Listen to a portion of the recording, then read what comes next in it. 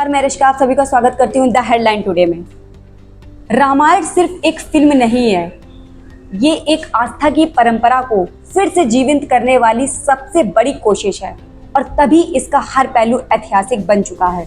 Budget करीब 4000 करोड़ रुपए का है, यानी ये भारत ही नहीं दुनिया की सबसे महंगी फिल्मों में शामिल होने जा रही है। डायरेक्टर है नितेश तिवारी, जिनके पास इमोशन है और विजुअल का बैलेंस शानदार है। प्रोड्यूस कर रहे हैं यश और नमित मल्होत्रा। म्यूजिक देंगे AR रहमान और हॉलीवुड के दिग्गज हंस जिमर, यानी धुनें ऐसी होंगी जो आत्मा को छू जाएं।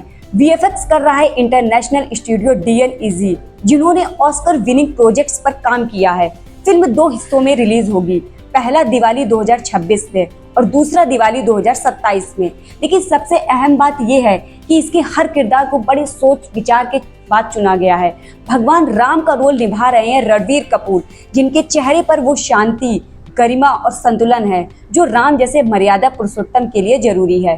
चुनौती उनके लिए यही होगी कि उस दिव्यता को पर्दे पर उतार सके जो राम के व्यक्तित्व का सार है।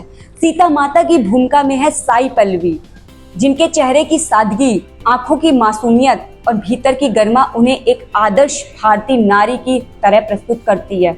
लोग पहले ही कह चुके हैं कि ये कास्टिंग एकदम सटीक है। रावण के रोल में है यश, जिनके लुक में रौब है, आवाज में गूंज है और चाल में आत्मविश्वास।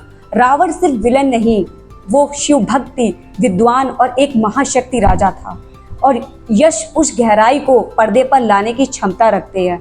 हनुमान के रोल में है सनी देओल, जिनका शरीर और भाव दोनों अनुकूल हैं, लेकिन इस बार दर्शक VFX से ज्यादा आंखों में भक्ति और चेहरे पर नम्रता ढूंढेंगे। अगर वो राम भक्ति को भीतर से महसूस कर पाए तो ये रोल उन्हें अमर बना देगा। लक्ष्मण का किरदार अगर रवि दुबे को मिला तो ये एक सरप्राइजिंग चॉइस है, क्योंकि लक्ष्मण युवा, ऊर्जावान और गुस्सैल थे। राजा दशरथ के रोल में अगर अरुण गोविल आते हैं तो उनकी आवाज, कद और स्क्रीन प्रेजेंस में दम है, लेकिन राजा दशरथ की टूटन, मोह और कड़वा दिखा पाना इमोशनल टेस्ट होगा।